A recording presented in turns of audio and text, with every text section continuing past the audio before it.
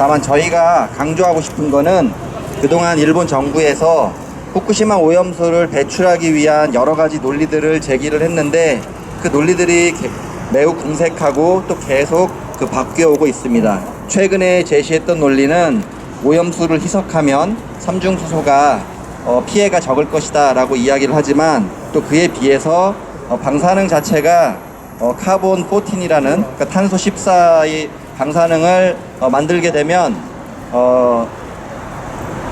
그로 인해서 이 방사능이 해양 생태계의 먹이사슬 최상위까지 금방 전달이 되게 됩니다. 이 해양 생태계 먹이사슬 최상위에 전달이 된다는 것은 그 수산물의 방사능이 농축된다는 의미고요. 그럼 그 수산물을 사람이 먹게 되면 일본에 있는 어민들, 국민들뿐만이 아니라 우리나라, 중국, 그러니까 이 동아시아에 있는 모든 나라들의 그 사람들의 건강을 위협하는 그런 피해를 가져오게 됩니다. 따라서 저희는 일본 정부에서 후쿠시마 오염수 방류 계획을 철회하고 장기적인 안전한 대책을 마련할 것을 촉구하면서 저희는 끝까지 지속적으로 이러한 반대 운동을 펼쳐나갈 것을 말씀드리겠습니다. 환경운동연합의 에너지기후국 활동가입니다. 네, 일본 정부는 원래 내일인 27일 후쿠시마 오염수 해양 방류를 결정하기로 했으나 이 결정을 한 달 정도 연기했습니다. 이는 우리나라를 포함한 국제 여론이 좋지 않을 뿐만 아니라 일본 내의 반대도 거세기 때문입니다. 특히 일본 어민단체도 후쿠시마 오염수가 해양에 방류될 경우 방사능 오염지역이라는 오명을 피할 수 없을 것이라면서 크게 반대하고 있습니다. 일본 정부는 이렇게 일본 국민들마저도 반대하고 있는 오염수 방류를 하루빨리 철회해야 됩니다. 만약 오염수가 태평양에 방류될 경우 방사능 물질이 해양생물 그리고 해저, 퇴적토 등에 지속적으로 축적될 것입니다. 스트론튬이나 탄소 14의 경우 이 한 번 방사능 물질이 해양 생태계로 유입된다면 몇 세기에 걸쳐서 전달될 것입니다. 이렇게 위험한 방사능 오염수를 방류하는 것은 우리나라와의 합의 없이 방류하는 것은 명백한 UN 해양법 위반입니다. 인접국인 우리나라가 직접적인 피해를 입기 때문입니다. 이 오염수는 시간이 지나 우리나라 연안으로 흘러 들어올 것이고요. 이는 후쿠시마 사고 당시 흘러 들어온 오염수가 1년 만에 동해안에 도달했음이 이를 증명합니다.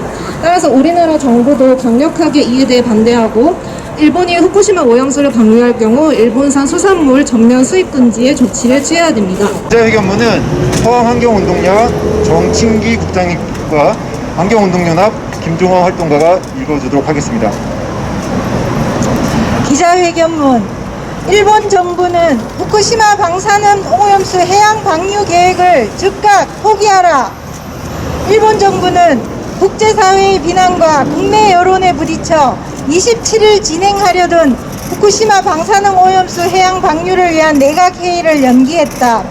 환경운동연합 바다위원회는 일본 정부의 오염수 해양 방류 계획은 해양 생태계에 방사능 피해를 유발하고 우리의 건강을 위협할 뿐만 아니라 국제해양법상 폐기물 해양 투기가 될 수 있는 명백한 국제 범죄임을 알린다.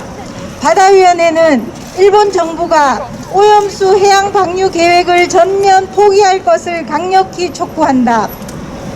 일본 정부는 2022년 오염수 저장 탱크의 부족과 처리 비용이 많이 든다는 경제적 이유로 오염수를 바다에 버리겠다는 계획을 진행하려 시도하고 있다. 지금 보관 중인 약 120만 톤의 오염수 72%에는 세슘, 스트론튬, 코발트 60, 안티몬 등의 방사성 물질이 기준치의 최대 2만 배가 넘게 존재한다. 일본 정부는 다핵종 제거 설비로 2차로 정화해 방류하겠다고 하지만 삼중수소와 탄소 14를 포함한 8개 방사능 핵종을 완전히 제거할 수 없어 해양 생태계와 우리 건강에 대한 피해를 피할 수 없다. 방사성 물질에 노출된 인체와 질병의 연관관계는 이미 다양한 연구 결과를 통해 입증됐다. 사람의 인체가 방사성 물질에 노출됐을 때 백내장, 심혈관 질환, 선천성 기형과 종양성 질환을 유발하는 것으로 보고됐다. 러시아 야브로코브 박사는 체르노빌에서 발생한 방사능이 식물, 포유류, 조류, 양서류, 어류, 무척추 동물에 생물학적 영향이 있음을 확인했다. 특히 후쿠시마 오염수에 들어있는 탄소 14는 다른 방사능과는 달리 바다로 방출되면 먹이사슬을 통해 해양 생태계로 신속하게 퍼지게 된다. 탄소 14는 다른 원소와는 달리 영양분의 형태로 생물에게 흡수되는 성질을 지닌다. 우리 몸에 흡수된 탄소 14는 세포 옆에 자리 잡고 DNA를 끊임없이 공격하여 DNA 변형을 유발하고 암을 일으킨다. 5,000년의 반감기를 가진 탄소 14는 앞으로 수만 년에 걸쳐 우리와 우리 후손들의 세포와 DNA를 계속 공격할 것이다. 후쿠시마에 쌓인 거대한 오염수를 바다로 방류하면 인류 역사상 최악의 해양 오염이 될 것이며 바다에 살고 있는 생물은 방사능으로 오염된 채 죽어갈 것이며 이를 섭취하는 우리나라와 일본 국민들은 암과 유전병에서 자유로울 수 없게 된다. 국제사회는 바다의 폐기물을 투기하는 것을 엄격히 금지하고 있다. 일본 역시 런던 협약 가입국으로 선박을 포함한 모든 원천으로부터 나오는 방사성 오염 물질로부터 해양 환경을 보호하겠다고 서약했다.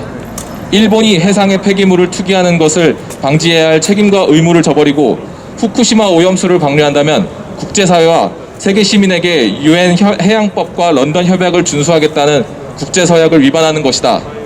일본은 방사능 오염수를 희석시켜서 기준치 이하로 배출시키겠다는 꼼수를 부리지 말라. 방사능은 농도의 문제가 아니라 방사성 물질의 양의 문제이다. 일본은 런던 협약 비준국으로서 전 세계에 지킬 약속을 저버리는 파렴치한 선택을 해서는 안 된다. 일본 정부는 방사능 오염수의 장기 저장을 위한 대책을 마련하라. 우리 정부는 일본의 방사능 오염수 해양 방류 계획을 저지하기 위해 적극적인 행동에 나서라. 런던 협약 의무를 위반한 일본을 제소하고 우리 수산물 방사능 오염에 대해 일본에 손해배상을 청구하라.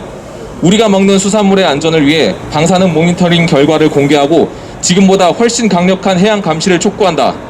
환경운동연합 바다위원회는 일본 정부의 방사능 오염수 해양 방류 계획을 강력히 반대한다. 2020년 10월 26일 환경운동연합 바다위원회